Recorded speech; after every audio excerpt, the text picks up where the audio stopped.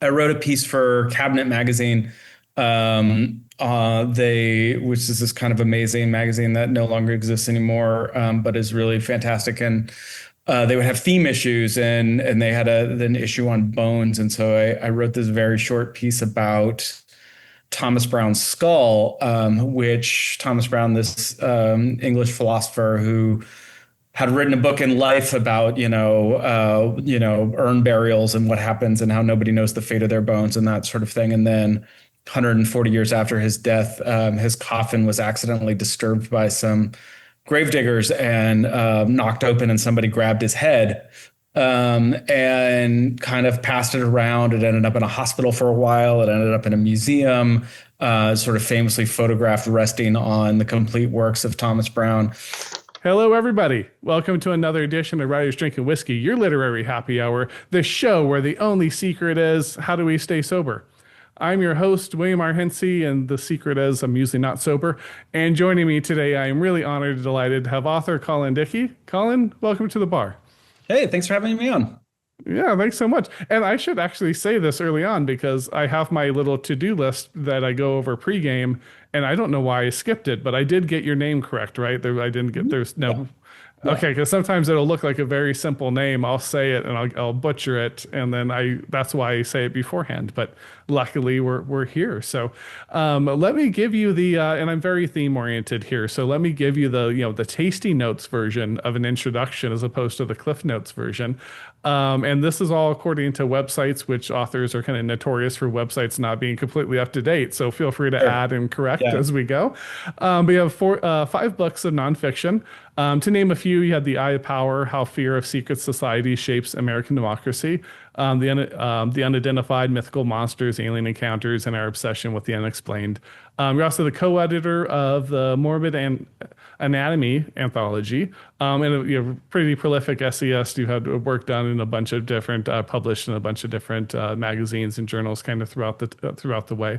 And there's a few other books there, not that I'll include on the show notes for anyone that wants to read up on them. But anything else you want to mention specifically? I don't know. We can talk about whatever. Yeah, no, not for right now. Okay, very good. So what I like to do to kind of get us started here is just kind of place you in the world. If you could kind of let us know like where you're at and what's the best place to get a drink there. So I'm currently in downtown Los Angeles. If readers know the Last Bookstore in downtown, which is this kind of cavernous bookstore, I am overlooking it currently. It is behind me out these windows. Cool. The best place to get a drink around here is about a half a block away. It's a place called the Wolves, which is a really fantastic local bar. It's not that old, but it has a lot of real old character to it. It really feels like stepping back in time, and the cocktails are fantastic. So, and the very cool. Bartenders are incredibly friendly. So yeah, that is my preferred place around here. Okay, very good. That's good to know. I'm so used to recording with people that aren't in the Los Angeles area here. I'm excited about this one because I'm in Glendora. It's a little city east of Pasadena, just right down the 210. And so now that I know that bar, I've been to the Last Bookstore and stuff, but now I have a new bar to try. That's not on just the vacation list, which they do hit. We have a nice vacation itinerary through it, but that's fun. I'll have to check that out one of these days. So very cool. So thanks for that. So what are we drinking today? So I pulled out whatever I had in the refrigerator. This is a citrus splash grapefruit radler from Paperback, and it's all right. I'm sort of used to Schafferhofers in terms of grapefruit radlers. This one is a little less grapefruit sody, which is fine. I guess I feel like if you're going to do the soda thing, do the soda thing. And this feels like it's maybe it's fine. It's fine. It's great. It's great this afternoon. Not too heavy. It's not going to knock me out. And look at this delightful little guy. That is a delightful little guy there. Yeah. Doing the cannonball into the grapefruit juice. Living his best life, so you can't fault that. So yeah. By yourself. Good. Very good. So because we had talked about 4 o'clock being too early for whiskey, but I'm a guy Yeah. who hosts a show called Writers Drinking Whiskey, so that is blasphemy to me. So I have Mm. and I'm a big Steeler fan, so it's a Dubliner, if I could turn it right, so Dubliner Irish whiskey, and the Steelers are actually officially the team of Mexico, but their old owner, who's passed away now, Dan Rooney, was the ambassador to Ireland under Obama. Okay. And so the Steelers have tons of ties to Ireland. They actually play this year. So I have my Steeler Irish whiskey, which is kind of Oh, perfect for me. So nice. I'll sip on that as we go. Um, Very cool. So I wonder then, just to get to know you a little bit better here, if maybe I like to call it the author journey because I think I was exposed to Joseph Campbell too early in my life. Um, but maybe you could tell us kind of your journey, like where kind of what were your roots were when you got started writing, leading up to today. I don't know. How far back do you want to go?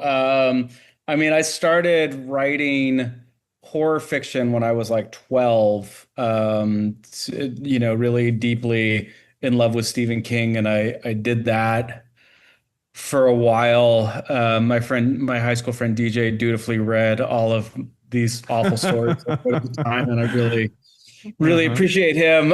He put up with it all, and then I sort of switched to writing poetry and literary fiction, and wrote fiction in college, and got an MFA in fiction, and spent a lot of time trying to publish a book of short stories through most of my 20s that didn't go super well.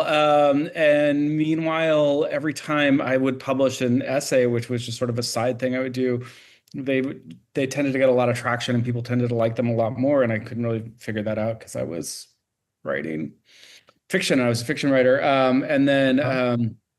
I wrote a piece for Cabinet Magazine. Which is this kind of amazing magazine that no longer exists anymore, but is really fantastic. And they would have theme issues, and they had an issue on bones. And so I wrote this very short piece about Thomas Brown's skull, which Thomas Brown, this English philosopher who had written a book in life about, urn burials and what happens and how nobody knows the fate of their bones and that sort of thing. And then 140 years after his death, his coffin was accidentally disturbed by some gravediggers and knocked open, and somebody grabbed his head and kind of passed it around. It ended up in a hospital for a while. It ended up in a museum, sort of famously photographed resting on the complete works of Thomas Brown.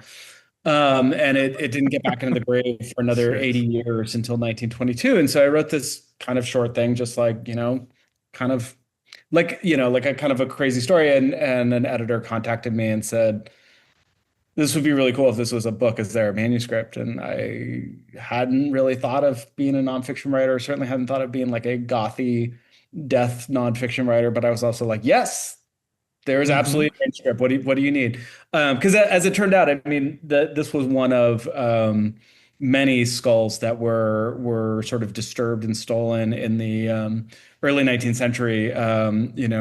Franz Joseph Haydn, Beethoven, Mozart, all of them had their heads stolen. And so the book I ended up writing was sort of why these famous people's heads were stolen during this time, and Uh-huh. what its relationship to phrenology was. And that became my first book. And so that's how that started. And then suddenly I was like a guy who wrote about death and gross things.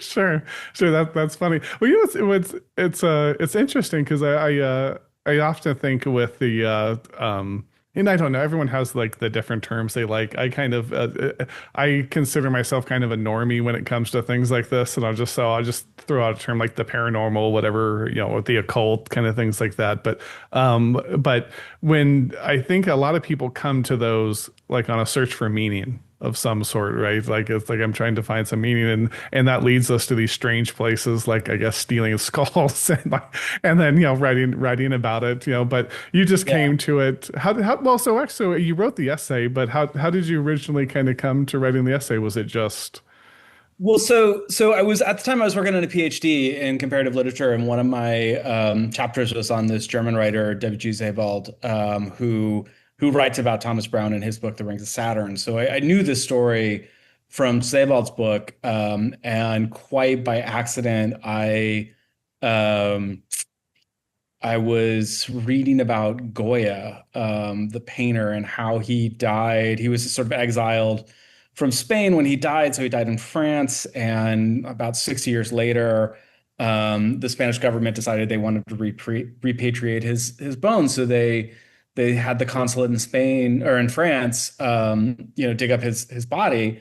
And the consulate sent back a telegram to Madrid saying, uh, Goya body, missing skull.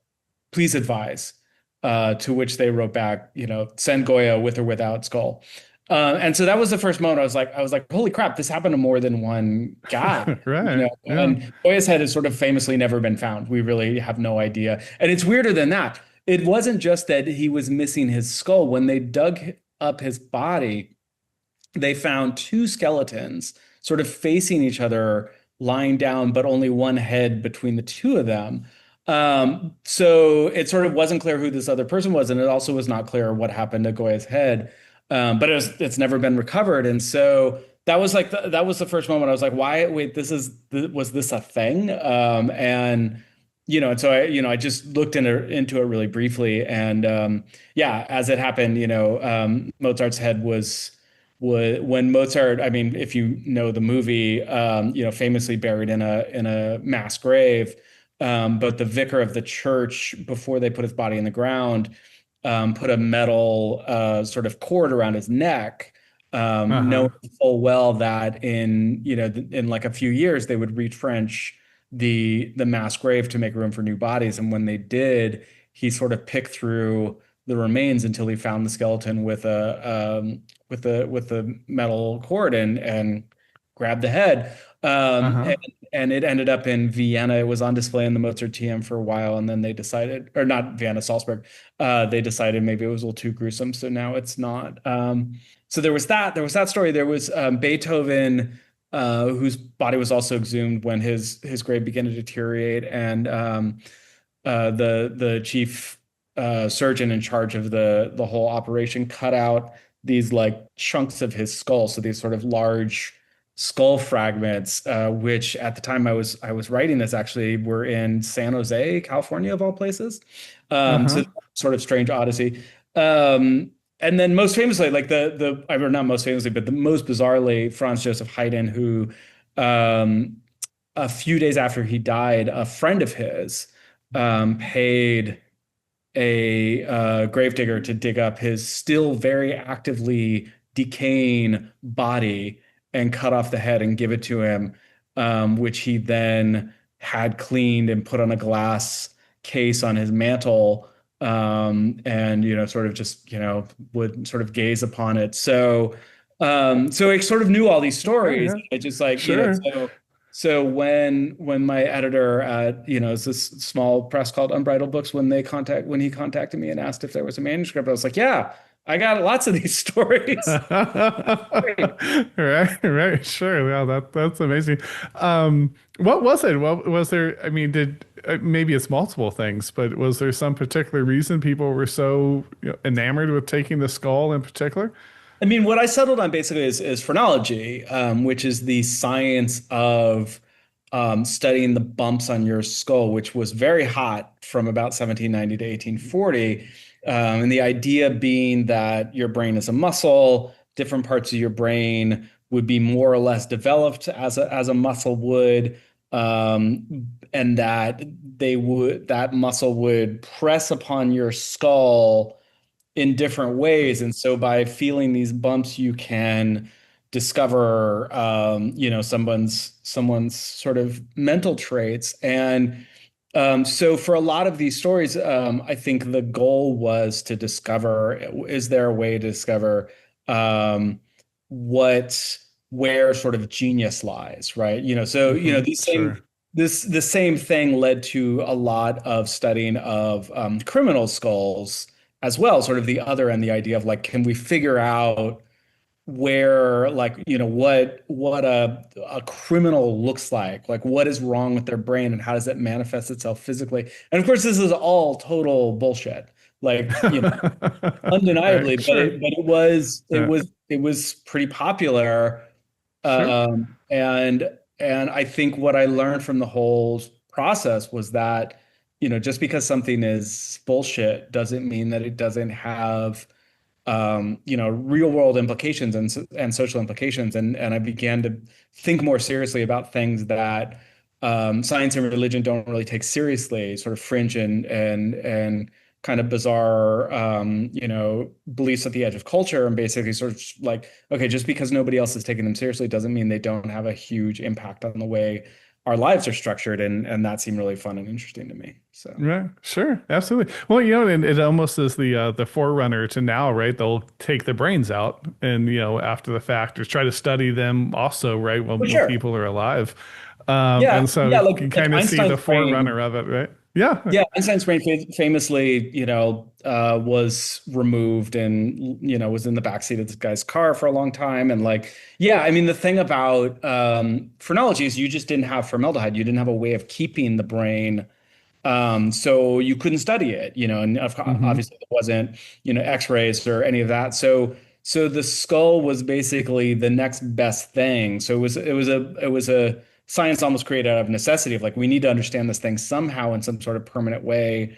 We don't have formaldehyde. We don't have imaging.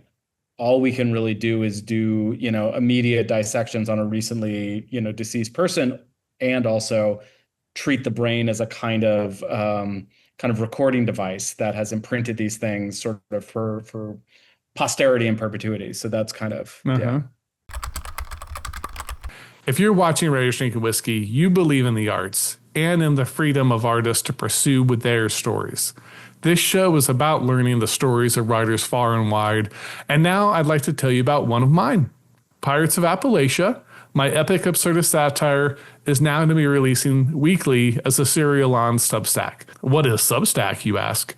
It's an app where you can sign up and support artists and creators with diverse focuses and interests, from news to podcasts to politics to culture, to YouTubers, and a growing community of short story writers and novelists. It's kind of like an employee-owned business where the bulk of the earnings go to the creators, not the corporate machines. You've heard me discuss pirates on the show over the course of the last 3 years, and I am so excited to finally share this with you. Set after a series of events colloquially referred to in the story as the Trumpocalypse, nations have given way to mega city-states, and they're separated by these unincorporated wilds where all manner of mayhem, mystery, and chaos ensues. And in the grandest city-state of them all, Pittsburgh, a highly contested election season features a sociopathic esports star versus a hulking ex-clergyman to decide who will get to spend the city's debt and be the next goober. If you took one of those how would our baby look softwares, plugged in Huckleberry Finn and Slaughterhouse-5, and that child grew up to be as fightingly, city-sackingly mad as a boy named Sue, you would have an image of Pirates of Appalachia. Come join the community. Support independent storytellers. The link will be in the description and the pinned comment. And if you're not inclined to check out Substack, don't blame you. Completely okay. You can continue to support the show here on YouTube. You can become a member if you like. You can also just continue watching. We will run you a tab because this is Cheers, and we see all of you out there watching as Norm. And we will let that tab run, and we will yell out your name every time you're here and be really enthusiastic about it as we go. Now let's get back to the show. All right, sure. That's interesting. Well, and then you also had, so what was the other book I'd mentioned there was I always write it in the beginning and then lose it on my notes here, but was the Unidentified, about the mysterious beast and things like that. How did you, so actually maybe let me ask this a little more open-ended. Because you've done that 5 books I think I mentioned, and all these essays, and and whatever other work you've done. What do you think it is about us humans that is so drawn to those topics? Like, why is it such a kind of it's like, to this day we see apes out in the woods, we see ghosts in the house, we see lights in the sky. Like, and then we're fascinated by the stories of them. You know, is there, and maybe there's not one reason, but what do you think it is that kind of drives us to those odd places?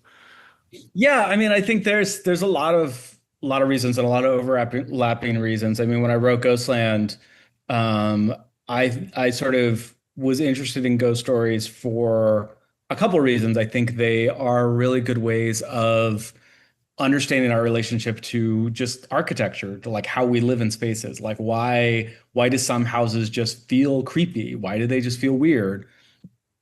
I think that's like, like part and parcel. I mean, you can connect it to feng shui if you want, but I think there's just like fundamentally a way in which we respond to certain buildings that's very different than others. Hmm.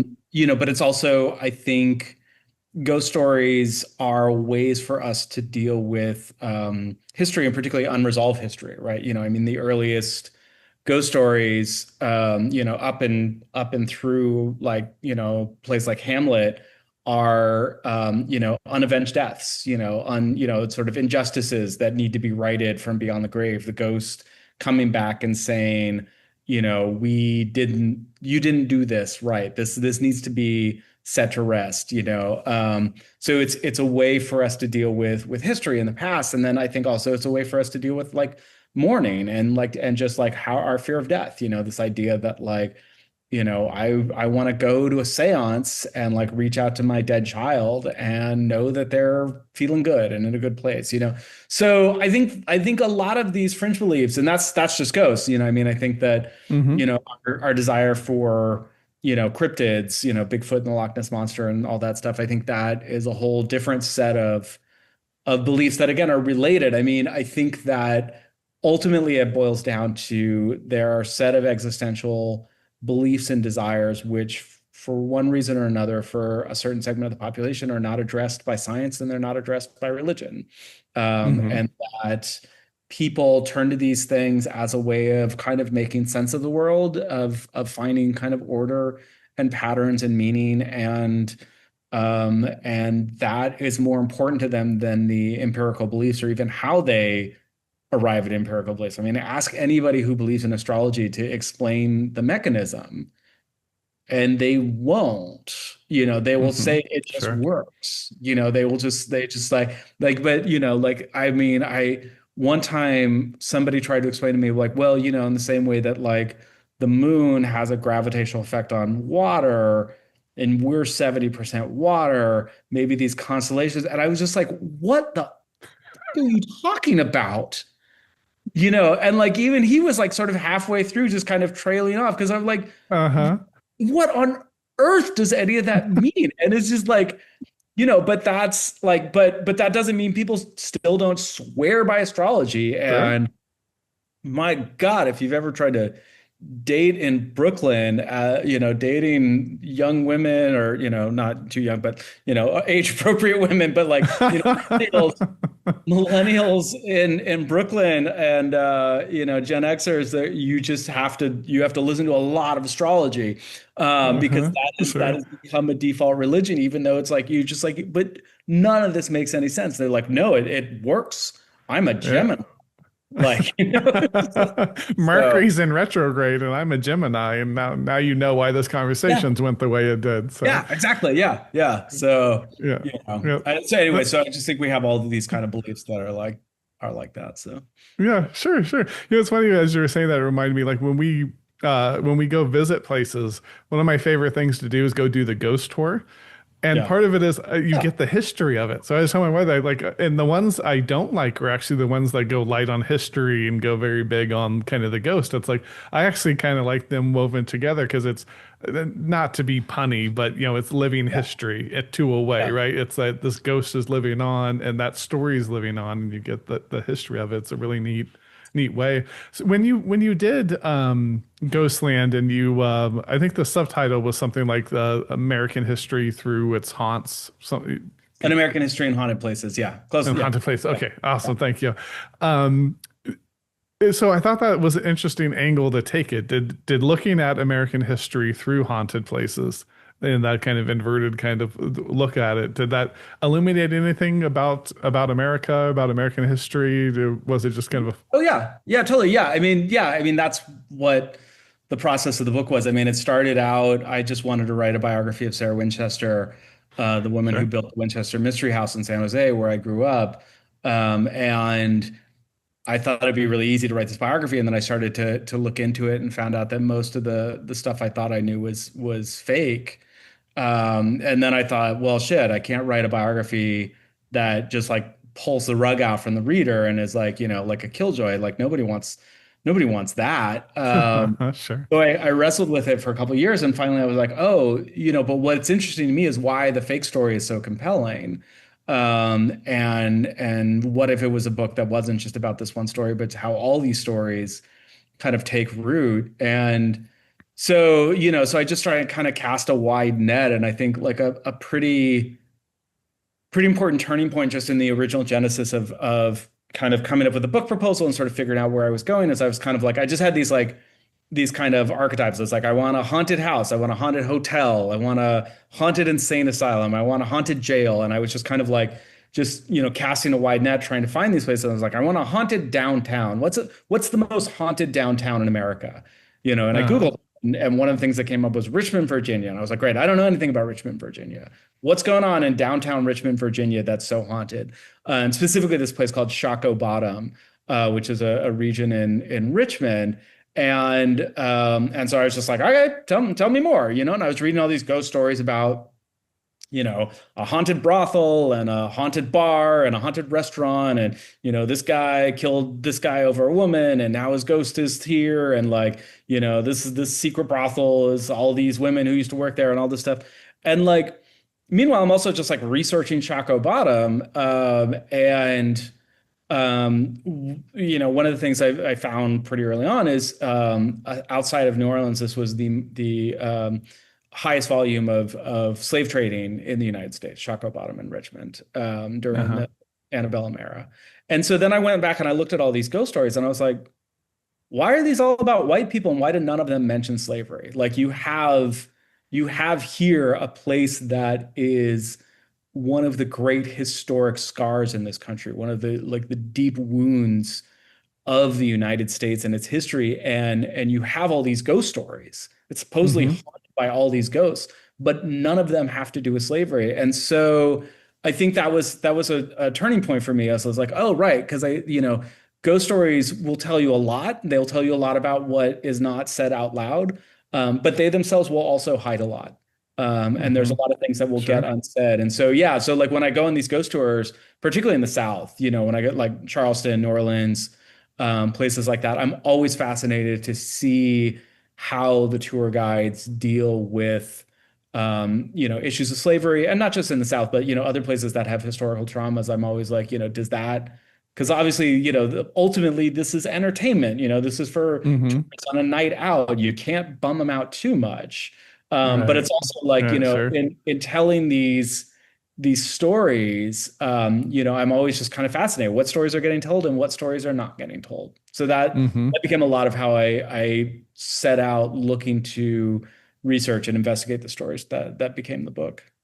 Sure. It's interesting as you were saying that, right? Because fair enough, right? You're the tour guide for haunted Glendora here, and you're going to take people around, and you don't want you're trying to hit a certain mood, right? You're like, oh, you want to it be informational, also give them a little like chills, I guess. I don't know if anyone really ever gets afraid on them, but you give that ghostly kind of feel to it.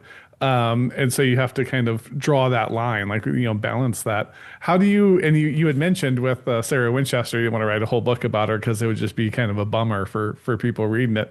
How do you balance it when you're going through these topics about engaging it, still having some fun with it, so the reader can enjoy the reading experience, but I mean, I first of all, I got a lot of one-star reviews on Amazon complaining that my reviews debunk things. So, sure. but I think for me, the book that I wanted to read was one that sort of the excitement was the fascination of learning about how these stories interact with each other. I mean, like, fascinating for me to learn the history of the House of Seven Gables in Salem, Massachusetts, and how it looms so large and Nathaniel Hawthorne's novel, but there's no mention of a secret passage in Hawthorne's novel. And yet, when you go there and you take the tour, there's the secret passage, and it's Hmm. this weird, wild, claustrophobic space that you're in,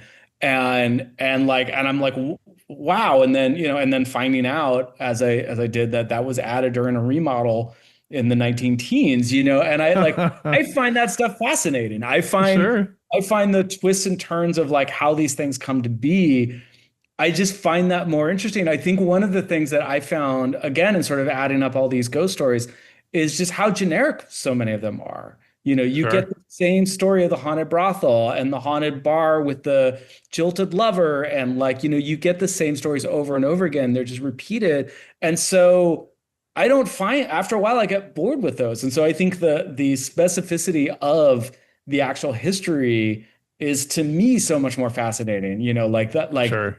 and like thinking about Sarah Winchester not as someone who, was possessed by spirits and, having seances every night, and, but instead was basically a self-taught architect who was sort of improvising the building of a house as she went along. Like, I think that's a cool story. It's very, That is a pretty cool story. but it's cool and different. So I mean, Hmm. I try, if I'm gonna say, hey, the ghost story you heard on the tour actually is not true.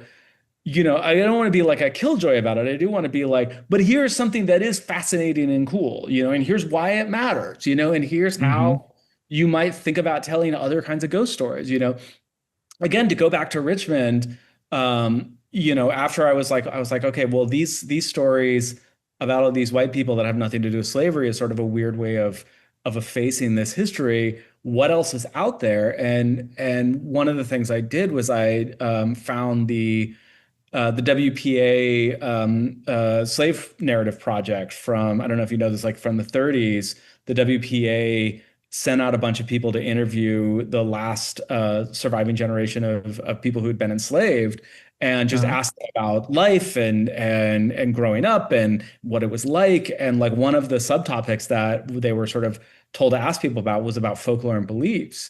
And so so there's all these really fascinating stories about ghost stories within the Black community, and particularly in the Black community as marked by slavery.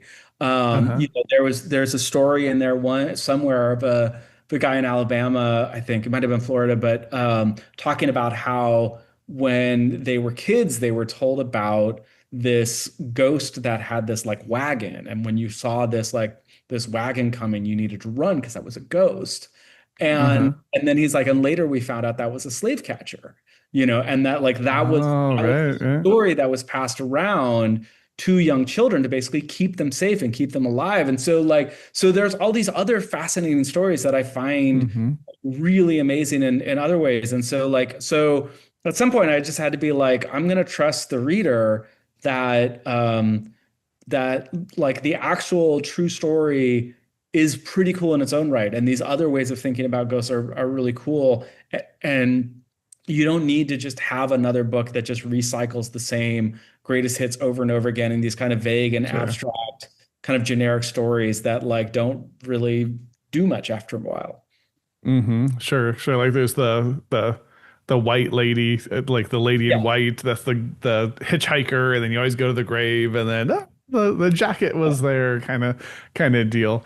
I get that completely. So then so I think just going by the order of books that, and could be wrong, and just correct me if I am, but the latest book, is that the one about the secret societies? Yeah. Yeah. So the last three sort of ended up being kind of an unofficial trilogy after I did Ghostland, and I was sort of Okay. like, what to do next? And I come across a study that 14% of Americans believe in Bigfoot, which when you do the math is like 42 million people or something like that. Wow. Yeah. That is a lot of people.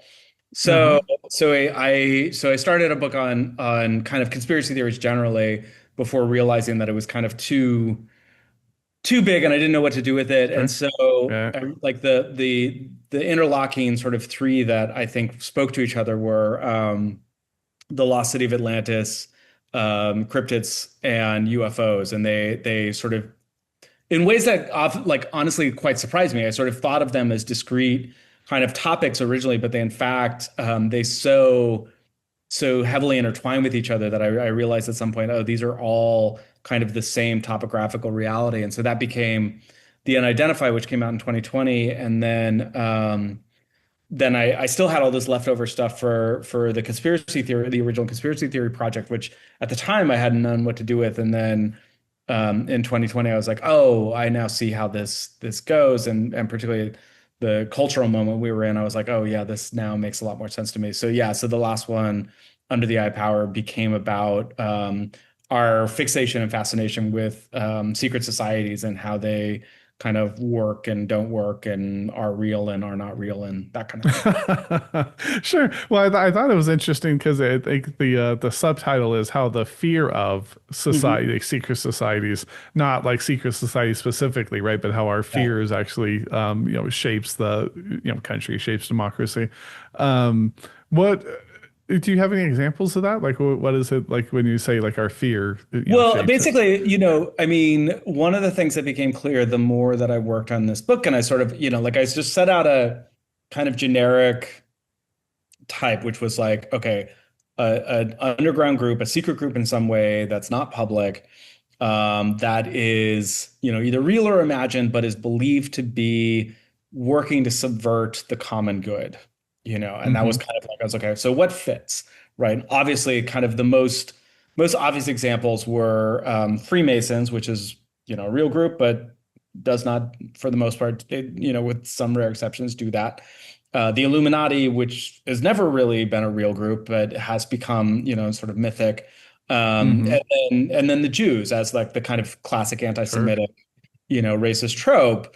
Um, so those were kind of, the beginning. But then as I started to like take that definition seriously, I was like, okay, so other things that I wasn't expecting actually fit that model. One of which, for example, is the Underground Railroad, right? Here's a group of people working in secret to violate American laws, like in this case, to like, Sure. get, escaped people to Canada, and I was like, that fits. Also, the CIA, is another group that is working in Sure. Yeah. secret, at various points in our history to violate American civil liberties, and Mm-hmm. so the book became kind of like, so as I kind of gathered these kind of different groups, it became, a little less about are they real or not, although I go to great lengths to say, okay, this actually happened. These were, this group was real. This group, was real, but didn't do any of the things, ascribed to them. Obviously the Jews are a group of people, but they're, not, Right. Sure.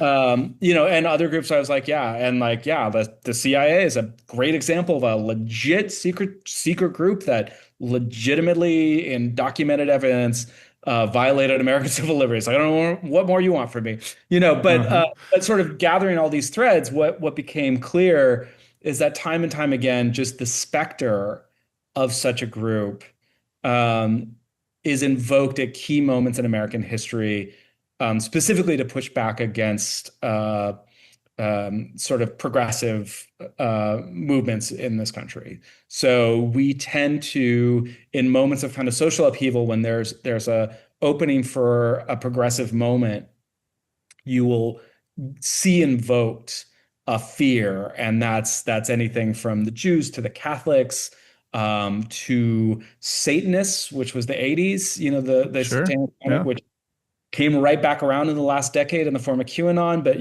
once again, you see this fear, and it sort of spreads like wildfire. This idea that there is like what is happening on the surface is not a legitimate progressive movement. It is in fact subterfuge by a secret group working behind the scenes to bring down America. Like Right. really famously during the civil rights era, there was a real prevalent belief that the civil rights era was not a movement was not being driven by Black Americans with legitimate grievances who wanted equality and freedom. It was being driven by communist Jews who had infiltrated the country, and so like Mm-hmm. that's like kind of classic Sure. example of how you use a kind of secret group to undermine a progressive movement, and then you can justify sort of pushing back on it. So Sure. Well, and one thing that always strikes me when you start getting into conspiracies and things is that it could be it'll sometimes it starts off very like innocent even, right? It'll be like, oh, why is there red dye 31 in my Doritos, right? And someone will start researching that, and then you talk to them 4 years later, the red dye in the Doritos is also the cause of cancer, and yeah, there's alien stealing, and it's just like it becomes this theory of everything. And I think as people, we're so great about finding patterns and connections. There's a natural part, but then there's that part where it spirals out. It's almost like hoarding, right? It's natural to hoard to some degree, like a squirrel, right? You need to make sure you want to have enough stuff. You want enough food, other stuff you have around you, right? There's some concept of it, sustaining you. And then, so there's the natural part of it, and then it goes overboard, right? It becomes pathological or whatever the right word might be for it. And I feel like that can happen sometimes with conspiracy theories where it's like, oh no, there is this little bit here that is, maybe even a conspiracy, right? Like the Railroad was a conspiracy at the time, right? There, things actually happen, but then it becomes all of the world is connected. And I wondered, and I wonder your thoughts on it is that I kind of feel like a lot of times with secret societies, conspiracy theories, that it's almost more comforting to believe that the Illuminati's there shaping the course of world events than there's nothing there and it's just I rudderless. mean, yeah, that's exactly in many ways the thesis of the book that when the term conspiracy theory is coined by Karl Popper, this philosopher in the late 40s. He says it really explicitly. The conspiracy theory. This is a paraphrase because it's been a while since I've looked at it, but it's pretty close. The conspiracy theory of society happens when you get rid of God and ask what's in his place. I mean, the Hmm. idea of a conspiracy theory, particularly, yeah, take something like the Illuminatis or the Jews if you're anti-Semitic. The idea is that these people have a totalizing control over everything. They are the be all perfect explanation for everything that happened, right? Did Trump like get shot but like missed and they only grazed his ear? This is proof that the Illuminati are in control or whatever. And so Hmm. yeah, it's very Sure. much. And again, what I try to do in the book is I try and differentiate the difference between a conspiracy and a conspiracy theory. And I talk specifically Hmm. about Watergate, Iran Contra, and the Catholic Church sexual abuse scandal, which I think are three very clear and demonstrable conspiracies in living memory that we know Right. happened. We know were conspiracies. But I sort of like you can use those to look at other conspiracy theories. And to your point, like, yeah, a lot of things start from a good faith sort of question. And I don't want to like shut those down. I try to be like really open to like, okay, like what happened? What do you think happened? And then from there, like, okay, what would evidence of that look like? And what I kind of argue in the book is like, again, you think of like Watergate, you think of Woodward and Bernstein, like once they started asking the questions, once they knew to look, it all unraveled very fast, right? Because it turns Hmm. out conspiracies are very difficult to maintain. Sure. I think that like the Catholic Church and the mob were harder because you know to go against either one of those men, either like forfeiting your soul or your literal life. So, Hmm. but Sure. but in most other conspiracies, like I don't know, somebody's got to shred those documents. Somebody's got to take those payoffs to the bank. Like it's not going to be guys in pinstripe suits smoking cigars the whole time. And so Hmm. Woodward Bernstein got a lot from just like mid-level flunkies and like secretaries and people who were not Hmm. in the cabal but still did the work. And they were like, I didn't sign up for this. Yeah, I'll tell you what I know. So Hmm. like the argument that I make is that a conspiracy, once you start looking into it, will unravel pretty quickly. And if it doesn't, you have to have a good mechanism for why it's not. As I said, like Catholic Church was harder, but again, once the Boston Globe like figured out how to read the documents, again, it came out very quickly. Hmm. the mafia, again, like a lot of people got killed, but once you give them immunity, things started to come out. Right. But like, like the story that I love to tell is this guy, Bob Lazar, who was kind of the first person to argue that Area 51 in Nevada had aliens. Hmm. Which again, like, okay, sure, maybe. Well, I don't know. I've never been there. I can't say. But so, Lazar would tell the story about how, when he was working there, there was an incident where these scientists met with the aliens. There was a disagreement, and the aliens took out their laser rays and killed like 47 scientists over a misunderstanding, which Uh-huh. terrible tragedy. Sounds And like an like, overreaction, maybe, yeah, but yeah, right. But immediately people were like, okay, Bob, where are the families of these scientists? Like again, like once you it's fine to posit these as possible conspiracies, but like you have to ask logistic questions, right? Like if sure. 47 people died, their wives and husbands and like and children and parents would be like raising an uproar. Why isn't Hmm. anybody like my son was liquidated by aliens at 51? Right, sure. And so Lazar was like, well, the thing is that the government goes around to orphanages and recruits promising young people with no family ties and trains them to be scientists. So it's like, so it's not now we're like, so you start with a conspiracy, then you have to explain why there's no evidence, and you make a second level of conspiracy, right? Uh-huh.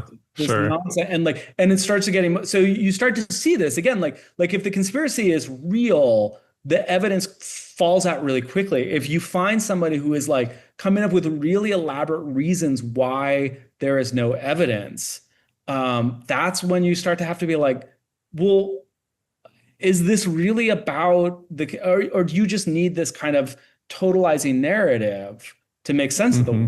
world, and Sure. so that's I think the structure of a lot of these things. And I think one of the things I talk about in the book is like ultimately conspiracy theories are about giving you permission to distrust your senses, to go with what you want to believe rather than what is actually in front of your face. And that's really why Uh-huh. people are attracted to them. So yeah. Sure. That makes sense. Was Bob Lazar, was he an orphan? No, no, well, he wasn't a scientist either. He was just some guy. Well, I love the story that yeah, they're just grabbing all the orphans. That's why you Yeah. find them. But Bob, were you an orphan? No, no, not Oh. me. I was the one that Well, he wasn't. So wasn't, my he family didn't, would have been I upset. think he claimed that he was like a janitor or something. I don't think he claimed that he was a scientist there. He was, Oh, or, okay. I mean, he clearly wasn't. He had like a AA or something. Like he Uh-huh. wasn't a scientist. Yeah. Yeah, okay, that's funny. So it's funny because you did mention earlier that like so like with ghost stories, right? Is like then people will kind of shape their reality around what was there, you know. So our stories, our collective narratives kind of shape the reality we live to some degree, right? That the reality we're all accepting together. Um, is there, you know, and I don't know, maybe that's even wrong. I'm saying it as it's true, but it could be interrogated, I suppose. But is there something like as you were doing this, like it could be conspiracy theories, ghosts, or any of the like, but that you see kind of how they've actively kind of shaped our reality or like our collective kind of reality? I mean, we're very much living through a moment in which conspiracy theories have become the dominant means of understanding the world. And I think that we're in a moment where people have been encouraged, and this is largely on the right, but not entirely. I think on the left as well, to disregard evidence presented to them um, by some mechanism of conspiracy, right? Whether or not it's, the mainstream media is hiding the truth, whether or not this is, the deep state who is manipulating things, whether or not this is, whatever, Facebook Hmm. algorithms, like anything. But Right. basically, we are living in a world where everyone is encouraged to just basically um, disregard what they don't want to believe and what doesn't fit with their worldview. I think a lot about, have you seen this movie Moneyball? Yes. Hmm. So there's that scene where Brad Pitt is doing a bunch of last minute negotiations right before the cutoff for trades for the season. And who's the other guy? Jonah, what's his last name? Jonah Hill, right? Jonah Hill, that's right. Yeah. Yeah. So he's sort of mentoring Jonah Hill. And he's in the middle of this conversation with another GM, and the other GM agrees to a trade, and he just like hangs up. And Jonah Hill's sort of like, wow, like has this face like that's rude. And Brad Pitt's like, when you get the answer you want, hang up. And I think that has become Sure. the default like ethos of where we're at in the modern society is when you are scrolling through the internet, and you see the answer that you want, you hang up. You don't put any more effort into it. You don't fact check it. You don't doubt your priors. If it's something that you want to agree with, you take it as faith. And I do this all the time myself. Like, like I'm Sure. trying to get better at it, but like, the times that I will just like see something that's like, oh yeah, of course. And then I repost Mhm. it, or, spread it on social media. Sure. Like Yeah. somebody will be like, hey, that's actually false. And I'm like, damn it, I did it again. Yeah. It's just like, so it Sure. really, Right. you really have to, it's such a knee-jerk response. And it's something that's so enabled in our current culture to just like stop and say, like I try and tell like, my students in various, I'm like, if you agree with something, like red flag should go off. Like that doesn't mean it's true, it's Yeah. false. It may be, Hmm. but you should be doubly suspicious of anything that seems automatically true to you.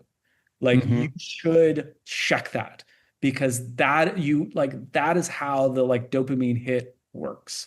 So Right. Sure. Yeah. Amen. That makes a lot of sense. I actually find, and I try to consciously do it. And actually sometimes I even unconsciously do it, but listen to people you kind of disagree with.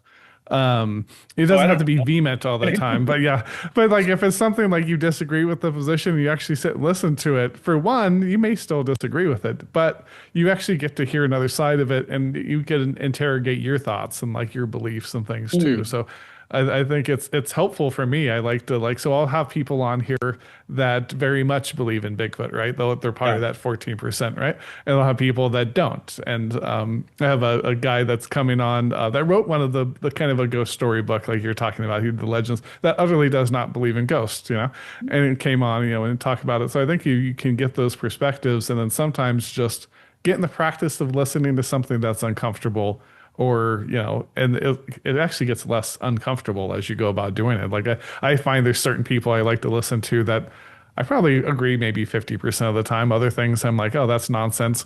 But then I'll think about it and like, okay, may not agree completely, but that made some sense. I kind of get what they're getting at. It's hard to understand reality if you close your doors to so much of it. So I mean, um a question for you, because like you haven't pushed back yeah. on me at all. Do you push back on other guests if there's somebody So you don't agree with?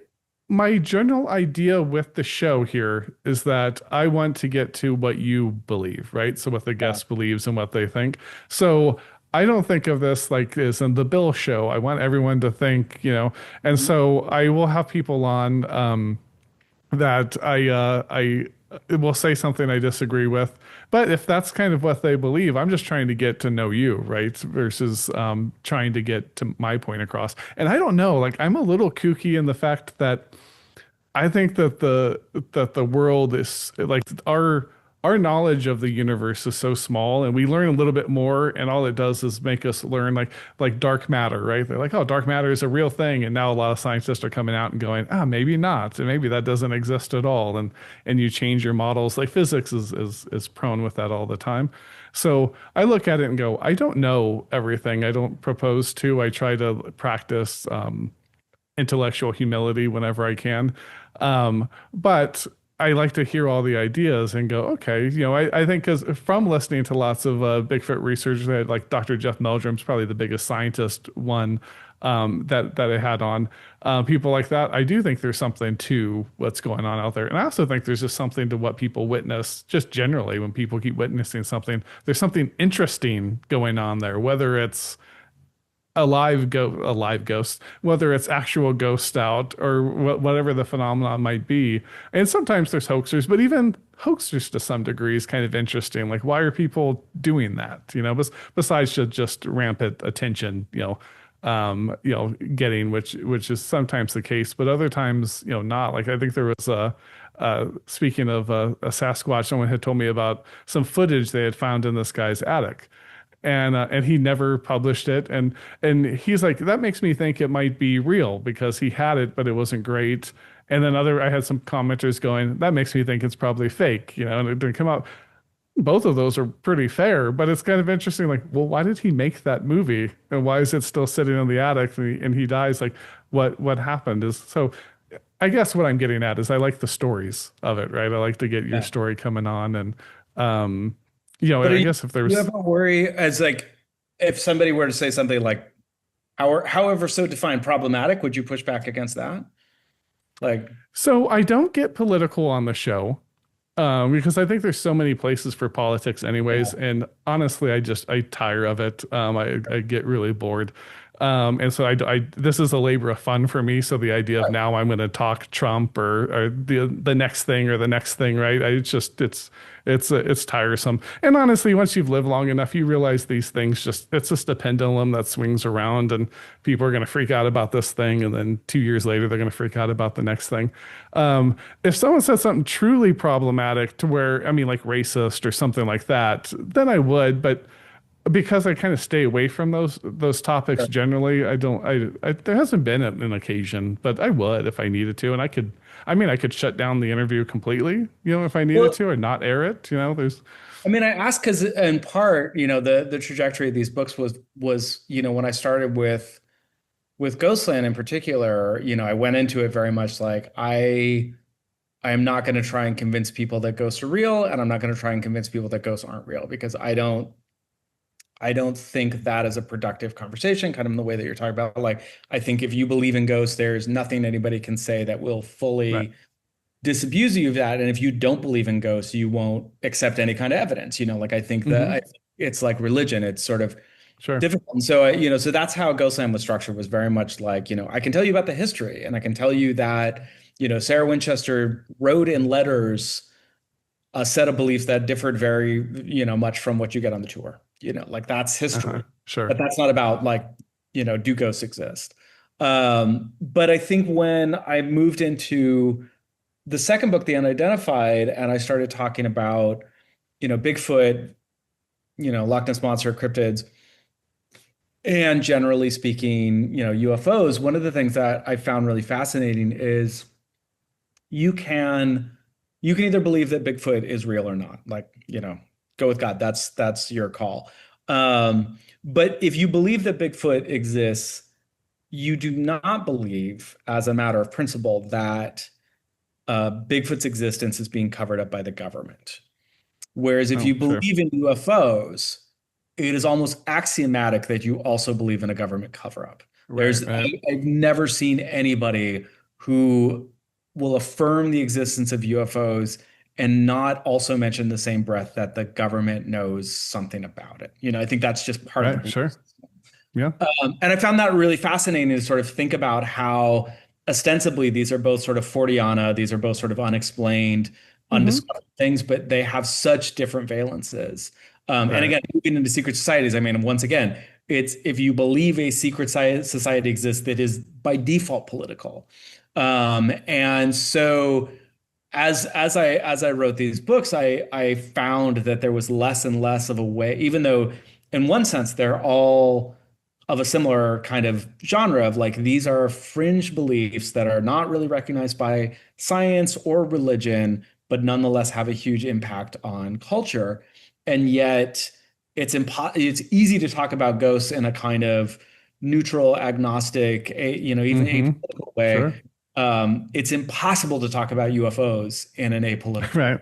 You Well, know, and you can never say UFOs aren't aliens, right? Because, yeah, like, hey, you see some lights in the sky.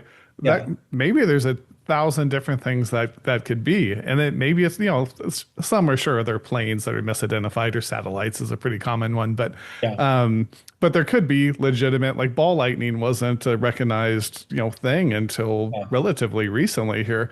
And it's weird. Like when you see the Yeah. videos of it, it looks alien. But if you said, "Oh, it's ball lightning," or even before that was recognized, right, still something mysterious. It's like, no, no, no, that's aliens and a spacecraft that have come over, and it seems very settled. And I'm not, I'm not positive why it's so Yeah. settled, exactly. But it is interesting. There is a real interesting differentiation. It falls almost more into the conspiracy theories, right? Like those two seem like it's very like they go versus because cryptids, regardless if you think there's a Sasquatch or not, there is creatures that we find all the Yeah. time, Oh yeah. like it. Yeah, so it's a very legit thing that can happen. And then ghost, and maybe just because they've been around for so long, people can like just accept that someone saw it without it being a giant conspiracy or something. But yeah, those two seem to they. It's almost like there's atheists that are religiously atheists, Hmm. and like so there's almost just the flip of the coin over from whatever name your religion, right, Christianity, Islam, Yeah. whatever it might be, and then you get the atheists, which I heard one of them one time on a thing I was listening to, and he was like, I used to think that you could prove that God was real if I woke up and I looked up at the night star and it said I am God was written in the stars. It was like, well, I don't think that now. Now I would just think that maybe it was an advanced alien race that was doing. He's like, there's just no evidence that would ever. So it's like, well, that's a belief system. That's not Yeah. science anymore. You just have this belief system. But Yeah. yeah, Right. Yeah, exactly. And again, I think that's like, as we've been saying, like, particularly conspiracy theories, which are a belief system. They're a sort of yeah, secular sure. religion. And yeah, and I think there's a version of atheism, like you're saying, that is also takes that form, that what we as like, a species, at least culturally, are hardwired to seek out a kind of matrix that will process everything that we see, and like make Hmm. sense of everything Sure. and be that kind of that thing that like anything that is unexpected, anything that is weird or doesn't fit, immediately there needs to be a causal mechanism where you could say that's God, Hmm. that's an angel, or Right. you could say like I didn't see that, that wasn't real, or something like Hmm. that. And like Sure. again, like I think what I was fascinated with the unidentified in particular was sort of tracking how there's this moment where science and religion kind of split, and they go from being a complementary way of explaining the world, right? The idea that Hmm. to study nature is to study the book of God, um, to these kind of two competing kind of, things that I think we're more sort of used to now, kind of Sure. Darwinian versus, creationism or whatever. And then all of this stuff in the middle got left on the table. Hmm. Kind of these weird unexplained stuff, this Forteana, this fringe stuff. And what was fascinating in sort of writing the unidentified and sort of research was how that became a religion unto itself. Again, Hmm. like Sure. we like UFOs now, kind of as you're saying, like like we don't have a way of saying I saw something in the sky and I don't think it was anything that like I know what it was, and I Hmm. just don't know what it was, Right. and like has to be like this is proof of A, UFOs, B, aliens, C, government conspiracies, like except, like Right. it's like it be Yeah. It all just links, right? it all Everything like. becomes like, yeah, like an axiomatic program, that I think is really fascinating to see that like even like the most unexplained, unidentifiable, amorphous, ambiguous things nonetheless become existential proof of a preset set of beliefs that are set in stone. So Uh-huh. Sure, sure. Yeah, thank you for that. Was there anything, so with all of the research and everything through the years, is there anything um that haunts you at all? Like did something ever come up to where, I mean, maybe it's just that knowledge that the how the things have become religions, but anything that's kind of affected you on a personal level? affected me on a personal level, how? That sticks with you, right? Like so let's say you hear trying to think of an example to kind of bring the question out here. So you learn something about a conspiracy theory or something, right?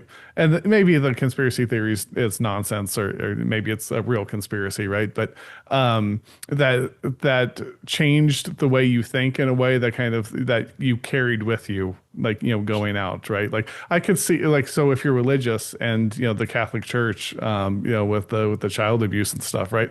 Learning of that would haunt you forever after. Is there anything like that that kind of, as you've researched through, that's I mean, not just haunting you, but that's kind of stuck with you more than others?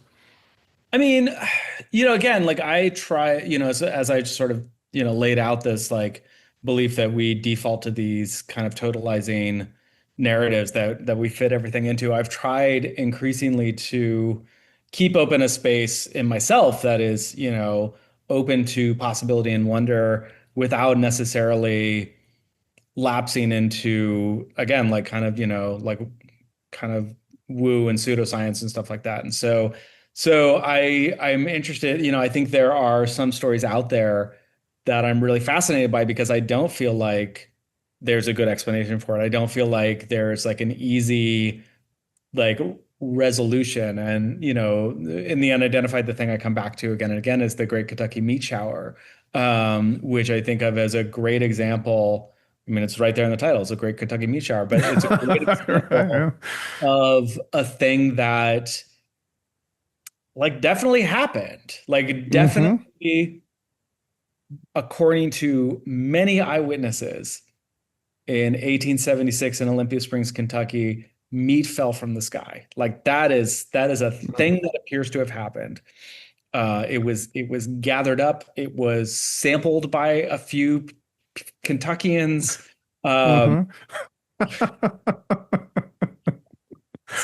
it's a gross story, and part of the reason I love it is because it's a Uh, gross story. But uh, there was definitely a rain of meat, and and so this was just like what the hell was this, right? And like where did this meat come from? And the best answer anybody can give is that it was a flock of vultures who had just eaten like a horse carcass or something like that. And vultures, um, because you spend a lot of time eating dead things, maybe the meat's spoiled. You got to keep an eye out for it. So vultures, if one of them starts to vomit, it sort of induces a kind of group vomit. Because, if you see your buddy, you've both been snacking on the same dead horse, and you see your buddy looking a little sick, you think maybe I should, just be on the safe side. Um, right. so the best example that science can come up with is that a flock of vultures group vomited over a field the size of a football field. And I just don't buy Uh-huh. it, and there's no Right. like a huge swarm of vultures in the sky. So Right. like the bet like and I'm not like I don't know. I simply do not know. And I find it Mm, fascinating to not know. I think it's, right.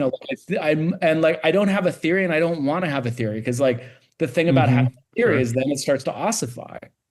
So like, Mm-hmm. I don't know. I don't know what happened in Lawndale, Illinois in 1977, which is another story that just like sticks with me. I'm like, wild story. Who could possibly say? I don't know, So Mm-hmm. like, so What I, was that one? so a woman was in her backyard with her 6-year-old son who was playing with somebody else, playing with another child. And the story as reported by this woman and these two children was that these two giant birds swooped out of the sky, and Mm-hmm. one of them picked up her son, a 6-year-old, who weighs like what, 40 pounds or so, and Uh-huh. like tried to like abscond with this child and carry this child, a few feet before dropping it. And when she was shown, large birds of prey, the closest thing that like matched the description of these things was the California condor, Uh-huh. which all but extinct at the time, like we were like Right. just beginning to like try and resuscitate the species. B, as the name implies, not in Illinois. C, not Right. a predator. D, absolutely incapable of carrying anything more than like, 5 or 6 pounds, right? So like, Uh-huh. Sure. what was this thing? Who knows? And like I Yeah. don't have a theory. So I try Mm-hmm. and like keep these stories of things that are like they are kind of mysterious, and I want to remember that the world actually is a mysterious and wonderful place, and that you can think that without falling into conspiracy theories. You can think that without falling into Right. paranoia. You can think that without falling into pseudoscience, without, then announcing that, aliens built the pyramids, which is a kind of common and deeply chauvinistic Mm-hmm. kind of thing to imply as though the Egyptians weren't perfectly capable of making pyramids. Right. So there's, Yeah. like, so you can look at the world of the unexplained and be sort of critical and aware and not an idiot about it, and also not fall into these kind of dogmatic beliefs about this kind of pseudo world. And I think that is Mm-hmm. what's really fascinating to me. So Sure. Sure. I'm with you completely. That's why I like hearing about them and things. Is this the if you don't feel the need, I think it might have been Charles Fort that used to say have a interesting if true bucket. And just kind of put things in like, oh, that'd be interesting if that was true. Oh, in this, yeah, and just enjoy it for what it is. Because it's like there was, speaking of large birds, there's a video. Maybe it was also Illinois. So it was somewhere in the Midwest. And there are these huge birds. And it's a real video. It's kind of older, so it's not like the age of AI. I think this was like late 70s, maybe 80s or so, but still like tape video. And this birds, and they're real birds. They're huge. They're massive birds. They were able to, because they house them with the trees, so they're able to approximate how long they were and things. And they no idea, and they still don't. And it's like the birds were there. They were huge. You would think we would know all the huge birds because they're flying around mostly during the day because they're not owls, right? They're like they're just out here, but you can't find them. So brief interlude from the show to tell you about one of my books, Without Expiration. It's my personal anthology of short stories. It won an American Fiction Award, was a finalist for a bunch of other, and really it's just as good to be the bridesmaid as the bride, and in my opinion.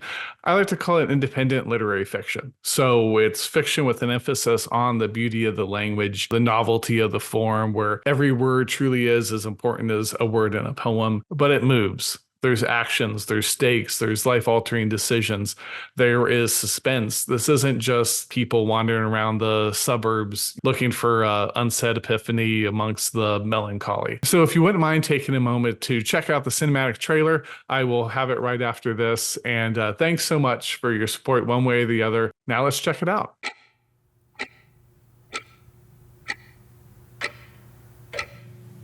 Are we bad people who sometimes do good things? Or good people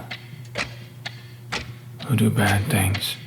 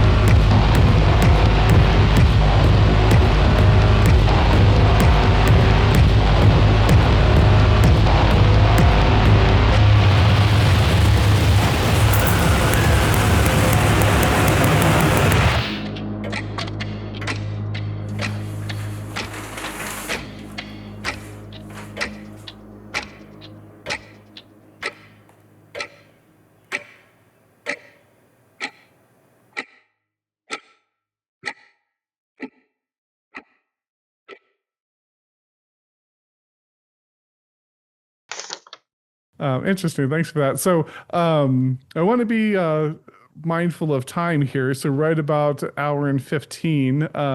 Do you? So I usually have a section. It's rapid fire questions. I call it shots. Do you have time to do it, and then we'll wrap it yeah, up? that's it. Yeah. Okay, very good. So let's go with our shots here. So, and I like to start all of these with trivia for people that come on, and they're completely made up points about things that I thought were interesting at the time. So, and since you've written about American history through the lens of ghost stories, I thought I would ask you about fictional ghost stories, or ones that kind of straddle the line here. So, are you ready? Sure. Very Sure. good. Okay, so this ghost challenged stereotypes by seeking friendship and acceptance instead of thrills and chills. I would believe that would be Casper, the friend. Casper the Friendly Ghost. You nailed it, one for one. In Charles Dickens' The Christmas Carol, Marley's ghost appears wearing chains made of these items. That I don't remember. So they were heavy chains of cash boxes, keys, padlocks, ledgers, and stuff. The stuff that kind of symbolized his business dealings that consumed him. And this one's kind of a blend here, but what real historical figure, I don't know why you use the word real, let's just say what historical figure is often associated with the infamous Bloody Mary? Oh, I don't know. Is it one of Henry VIII's wives? It is Mary one of England, Oh, Mary oh yeah. Tudor. Oh, Queen Mary Scots. Yeah, yeah, sure. Yeah, Yeah. uh-huh, yeah. So they said they sometimes called, they think the name came from, and this is maybe apocryphal. I think it's one of those things that's a little lost, but this is the theory is that they called her Bloody Mary for her persecution of the Protestants. And so now little kids go into the restroom at school and turn the lights off and go, Bloody Mary, Bloody Mary. I'm not going to say it the third time because I'm not chancing it. What horror movie was based on the famous haunting case researched by Ed and Lorraine Warren? And it included a controversial object for the haunting that still resides in an occult museum today. I believe that's The Conjuring, right? And didn't the guy Right. who own that doll just die under mysterious He, circumstances? you're correct. Yeah, The Conjuring's the movie, and the doll is the Annabelle doll. And yeah, the handler, I forget what they called him, but the guy was touring with it, Oh, passed away under. I'm gonna say suspicious. I don't know what the. I don't think the final stories came out exactly because I think it was fairly newly happened, but. Awesome. And so, bonus question here for the trivia portion: true or false? If there's a ghost in my house, there's nothing to fear because it would find me charming and find ways to help me throughout the day. Maybe pour me a glass of scotch. no, that's very lovely. That's really sweet. So, I sure. sure. That's it. I don't know. I don't know. This ghost. I don't know if you. All right, good. My wife always answers with that false. She's like, there's a ghost here. They're not going to find you charming because none of the living people do. But I'm like, I feel the ghost would have a better view of this than the living do. Awesome. So moving on from the trivia portion here, what's the biggest risk you ever took? Biggest risk I ever took? I don't know. I moved out from California to New York in 2013 to help open this place called the Morbid Anatomy Museum. That's probably one of the bigger risks I've taken, kind of. Okay. Very good. Thank you for that. What's the biggest failure? That museum. I got they go together. Okay, fair enough. Have you ever witnessed anything inexplicable? Probably. No? Okay. What's a guilty pleasure?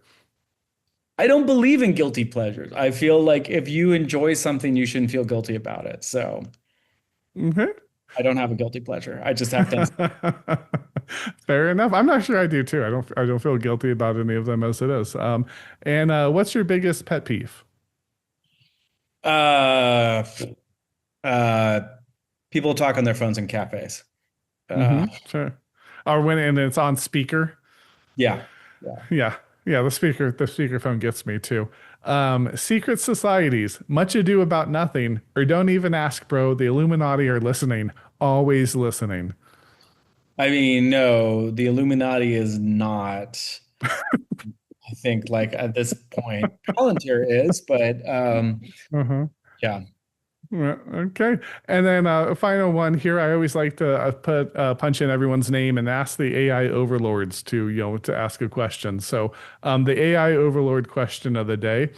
In your research and storytelling, how do you balance the tension between factual history and the narrative drive needed to engage readers, especially when dealing with unsettling or taboo topics? That's actually the shortest question the AI has ever gotten me. So Amen. AI, you were a little briefer. I mean, part of the way I deal with that is absolutely an open hostility to all forms of AI. So I'm gonna I'm not gonna answer that because I ain't talking to that thing. So you don't Google search anymore, because if you Google search, it's the AI bots doing it Well, now. no, I know. I have the extension that turns off the AI search. So Oh, it turns it off. Okay. All right. Very good. And then that was the last one. So I like to say it's last call. You don't have to go, but you'll have to restart the video. Um, and what I wanted to ask you today was, how do you engage with these topics, right? So we had talked about how they become all-consuming. How do you engage with UFOs, whatever it might be, any of the topics we've talked about today? How do you engage with those without being consumed with them? I mean, I go in with a sense of hope and wonder and excitement. And I'm excited by things that I'm excited about things where like even if I know that they're false, like the famous photo of the Loch Ness monster, the surgeon's photograph. Like I love that Mm-hmm. photo. I know it's Mm-hmm. fake Right. because the people who took it admitted in the 60s that it was fake. But it's still a Mm-hmm. great photo. It's grainy, it's enigmatic, it's all gray and overcast. I think it's such a beautiful, haunting image that I don't care that it's not real. I think it's like still Mm-hmm. fascinating. I Sure. think that, like the Gimlin Patterson footage of Bigfoot, the kind of famous Super 8, where is like walking along the lake and sort of or the river and looks over his back, and I think Uh-huh. that's also just like beautiful footage. Again, we know it's fake, but it doesn't mean that it's not a really singularly amazing piece of material culture. And so I tend to have both a healthy skepticism and an open mind, but I'm also always looking for things about these stories and these images and these narratives that is fascinating in its own right, and it doesn't have to be real, and it doesn't have to be like, and if it's debunked, that doesn't mean it's useless. It can still do something else for me. So Mm-hmm. just like to Sure. focus on those things. I'm just fascinated with like the culture of the world, and how these things manifest and all what that means. So Yeah, right. Amen. Awesome. Well, thanks for that. And thanks so much for coming on. So I can link up your website to the show. Is there anywhere else that people want to learn more about you that you would point them to? no, I mean um, if people are interested in more, I would say one of the things I do every month for Atlas Obscura, this website is called Monster of the Month, where I will pick another, monster, whether it's the Chupacabra or, the Bell Witch or whatever, and give a little hour long story about, what's behind the myth and all that stuff. And I've been doing that for 5 years, and Oh, it's been wow. a lot of fun. And so Mm-hmm. yeah, like the website is good, but also if you are curious, I think the Monster of the Month series is a kind of fun way to interact further, and people ask a bunch of questions and get in the chat and the Zoom, and we have a lot of fun. So I recommend Okay. people check that out. So yeah, Awesome. Very cool. Thanks for that. And thanks again for coming on. And I still have a little whiskey left. So cheers to you. we'll last a little bit of this Radler. Cheers. Very good. Extra shot. Thanks so much to Colin Dickey for coming on, being the guest this week. It was a real pleasure to get to chat with him. If you want to learn more, of course, you can find it in the description, the pinned comment if you're on YouTube. It'll be in the description if you're on podcast form, and you'll be able to link up with him there.